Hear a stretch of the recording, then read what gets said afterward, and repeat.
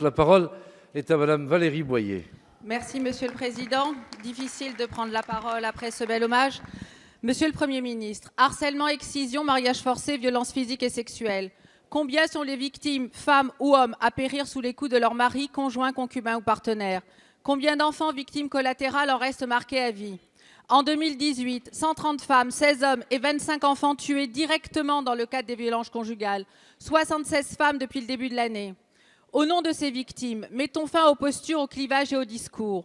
Aussi, sur les violences conjugales, nous vous demandons d'accepter nos propositions qui sont prioritairement généraliser le bracelet électronique et le faire payer aux conjoints violents, organiser une justice spécialisée, conserver une trace des plaintes et des mains courantes même quand les femmes sous emprise se rétractent, cesser de considérer le conjoint violent comme un bon parent et protéger les enfants en les éloignant, créer un fichier national des personnes violentes, fournir un extrait de casier judiciaire lors d'un mariage, développer des hébergements notamment d'urgence et bien d'autres mesures qui figurent dans nos propositions.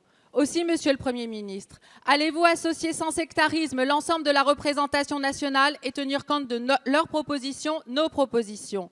La lutte contre les violences conjugales est une cause universelle qui mérite l'unité nationale et qui ne doit souffrir d'aucune excuse, même culturelle.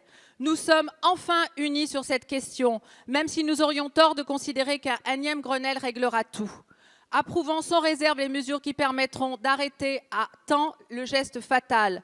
La violence commence où la parole s'arrête, disait Marek Alter, car la violence est l'arme du faible, le refuge de l'incompétent. Au courage des victimes qui dénoncent leurs bourreaux, nous ne pouvons pas répondre par la lâcheté, le silence, la division, la com' ou l'inaction.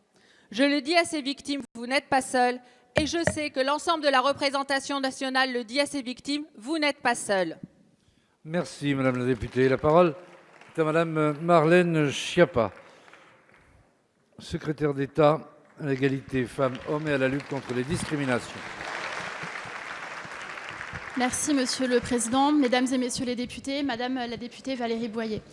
Vous avez raison de le rappeler, les violences envers les femmes, les violences sexistes et sexuelles sont protéiformes et il existe un continuum de ces violences sexistes et sexuelles qui prennent toutes leur source dans un même phénomène et ce phénomène, c'est le sexisme qu'il faut combattre à la racine.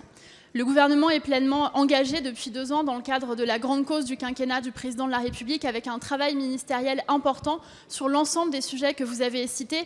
Le plan excision et contre les mutilations génitales et sexuelles que nous avons lancé récemment, la plateforme de signalement des violences sexistes et sexuelles, la loi à laquelle les parlementaires ont pu prendre part l'année dernière pour mieux condamner les violences sexistes et sexuelles. Et je vous remercie de le rappeler, un Grenelle des violences conjugales qui se tiendra le 3, 9, 19 en référence au 39-19. Madame la députée, dans votre question, vous formulez un certain nombre de propositions dont beaucoup me semblent très pertinentes et méritent d'être étudiées. Certaines ont déjà commencé à l'être. La garde des Sceaux, Nicole Belloubet, a par exemple récemment fait des annonces importantes sur la généralisation du bracelet électronique. Nous pourrons y revenir tout à l'heure. Et la question de l'accueil des femmes dans les commissariats est traitée par le ministre de l'Intérieur, Christophe Castaner, avec qui nous étions il y a 2 semaines dans un commissariat de police auprès des forces de l'ordre, avec des psychologues, des assistantes sociales pour faire en sorte que la parole des femmes soit entendue et qu'aucune femme ne ressorte du commissariat où elle a déposé plainte sans une solution pérenne pour la sauver. Toutes ces actions qui sont menées, elles sont accompagnées d'actions de communication parce que je crois que communiquer est important. Lorsque vous mettez en place des politiques publiques innovantes mais que personne ne les connaît, eh bien personne ne peut s'en saisir. Si vous lancez une plateforme de signalement et de dialogue avec les policiers sans communiquer dessus, les femmes ne savent pas qu'elles existent et ne peuvent pas s'en saisir. C'est la raison pour laquelle ce Grenelle associera tout le monde, le plus largement, toutes les bonnes volontés, toutes les parties prenantes, d'où qu'elles viennent. Madame la députée, vous êtes évidemment la bienvenue à ce Grenelle des violences conjugales. Merci Madame la ministre.